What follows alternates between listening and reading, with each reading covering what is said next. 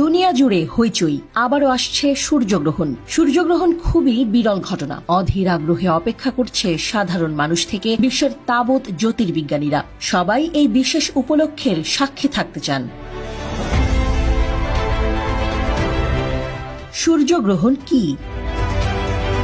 চাঁদ যখন পৃথিবীর কক্ষপথে ঘোরে তখন তার প্রদক্ষিণ পথে কখনো কখনো চাঁদ এসে পড়ে সূর্য এবং পৃথিবীর মাঝখানে। তখন সূর্য থেকে আলোর বিচ্ছুরণ বাধাগ্রস্ত হয় এবং সূর্যের গ্রহণ ঘটে। অন্যভাবে বললে বলা যায়, চাঁদ এই সময়ে পৃথিবীকে তার ছায়ায় ঢেকে ফেলে।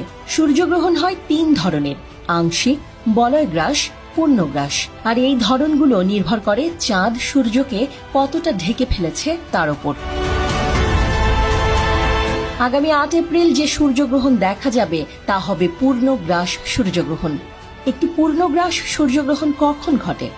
যখন সূর্য সম্পূর্ণরূপে চাঁদ দিয়ে ঢেকে যায় এবং এর কোনো আলো পৃথিবীতে পৌঁছায় না। কিন্তু সূর্য তো বড়, তাহলে কিভাবে চাঁদ দিয়ে ঢেকে যাবে? সূর্যের ব্যাস চাঁদের চেয়ে 400 গুণ বড় হলেও চাঁদ আবার সূর্যের চেয়ে পৃথিবীর 400 গুণ কাছে। ফলে চাঁদ পৃথিবী ও সূর্যের মাঝে এসে সূর্যকে পুরোপুরি ঢেকে দিতে পারে।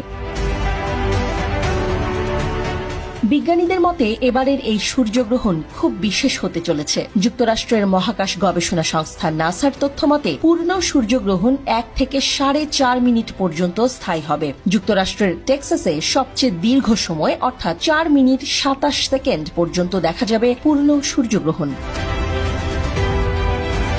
বাংলাদেশ থেকে দেখা যাবে 8 এপ্রিল বিরল এক সূর্যগ্রহণের সাক্ষী হতে চলেছে বিশ্ব। সূর্যকে পুরোপুরি ঢেকে ফেলবে চাঁদ, ফলে কিছুক্ষণের জন্য দিন হবে সাময়িক রাত। তবে সব সূর্যগ্রহণের মতো একই সঙ্গে পৃথিবীর সব অঞ্চল থেকে দেখা যাবে না বিরল এই সূর্যগ্রহণ। মেক্সিকো, যুক্তরাষ্ট্র ও কানাডার মানুষ দেখতে পারবেন এটি। বাংলাদেশ সময় রাত 9টা 43 থেকে রাত 2টা 52 মধ্যে এই সূর্যগ্রহণ হবে। ফলে ভারত, বাংলাদেশ এবং আশপাশের অঞ্চল থেকে সেটা দেখা যাবে না। কোন অঞ্চল থেকে সূর্যগ্রহণ ভালোভাবে দেখা যাবে? 8 এপ্রিলের পূর্ণগ্রাস সূর্যগ্রহণের সেই দৃশ্য কানাডার অন্টারিও শহর থেকে ভালোভাবে দেখা যাবে। এই দৃশ্য দেখতে ওই দিন নায়াগ্রা জলপ্রপাতে বিপুল সংখ্যক দর্শনার্থীর সমাগম হবে। অনেক আগে থেকেই শুরু হয়েছে সেই মাহেন্দ্রক্ষণের প্রস্তুতি। সূর্যগ্রহণ নিয়ে যত কুসংস্কার।